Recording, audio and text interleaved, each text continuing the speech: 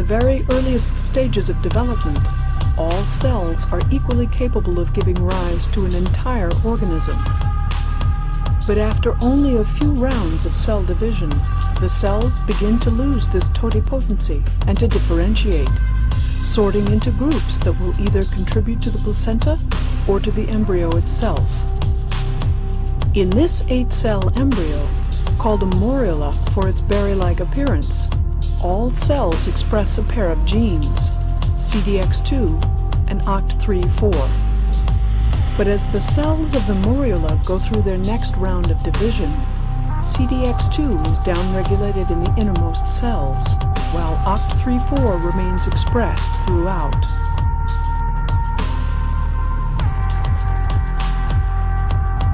The segregation of these genes is maintained as the cells continue to divide, until after about 10 rounds of division, the embryo has become a hollow ball, known as a blastocyst.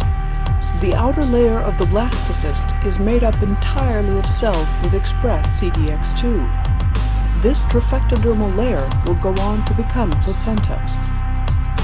On the interior, OCT3-4 marks a small cluster of cells with phenomenal ability to differentiate. This inner cell mass is made up of cells with the developmental potential to give rise to all of the body's many cell lineages, an ability known as pluripotency. And indeed, every one of the cells in your own body can trace its ancestry back to these few dozen pluripotent stem cells.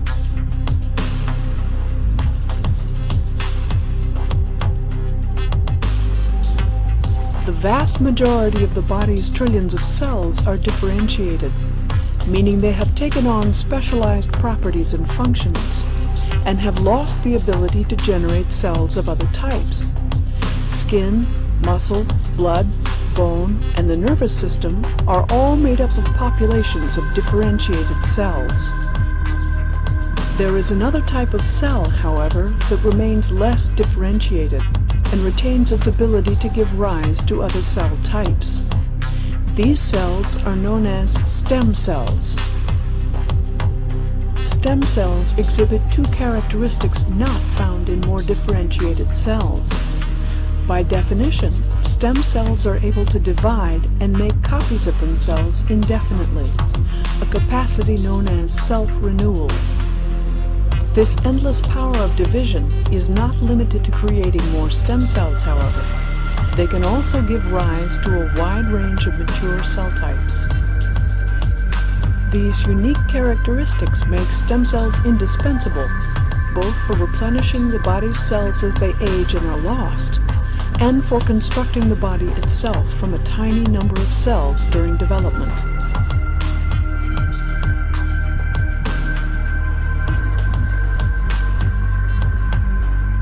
Even after the embryo has grown into an adult, many of the body's cells continually die off and need to be replaced. For example, billions of red blood cells need to be replaced each day. This is the work of stem cells known as hematopoietic stem cells, which are located in the bone marrow. Residing in a complex cellular environment, the hematopoietic stem cell is able to generate precursors to every type of blood cell. And indeed, these stem cells have been used by physicians for decades to replenish patients' blood supplies following radiation treatment for cancer. The stepwise differentiation of a stem cell's progeny depends on combinations of genetic and environmental factors that gradually steer these cells into following a specific lineage. This process involves different sets of stimulating factors operating in the cell's environment, at its surface membrane, and within its nucleus. Each step down the path draws it closer to becoming a functional red blood cell and entering the bloodstream. The lining of the small intestine turns over even faster than the blood. At the microscopic level, this epithelial surface consists of billions of projections called villi, with stem cell-containing areas known as crypts near their bases. The intestinal crypt contains slowly dividing stem cells that maintain their own numbers while also producing rapidly dividing progenitors. These transit-amplifying cells churn out all of the differentiated cell types needed to migrate upwards and replace older cells as they are shed from the tips of the villi. This constant self-renewal by stem cells is a feature of many of the body's systems, including skin, hair, and bone.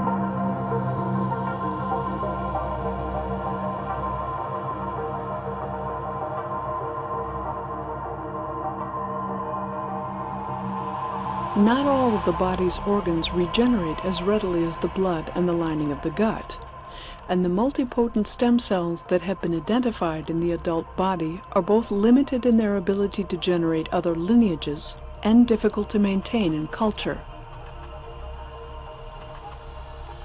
In contrast, the pluripotent cells of the inner cell mass can be harvested and grown indefinitely in vitro, and can give rise to every type of cell in the body. These pluripotent cells in culture are known as embryonic stem, or ES cells. By culturing these cells under controlled conditions, it is possible to steer their differentiation into specific cell types. For example, ES cells cultured on a bed of stromal feeder cells and treated with inductive factors such as BMP4 and sonic hedgehog tend to differentiate into neural lineages.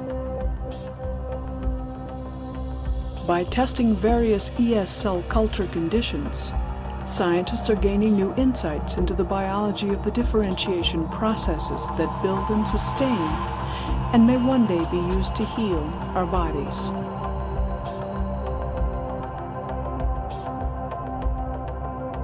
Stem cell researchers are currently exploring ways to differentiate ES cells into lineages that are of great medical and biological interest.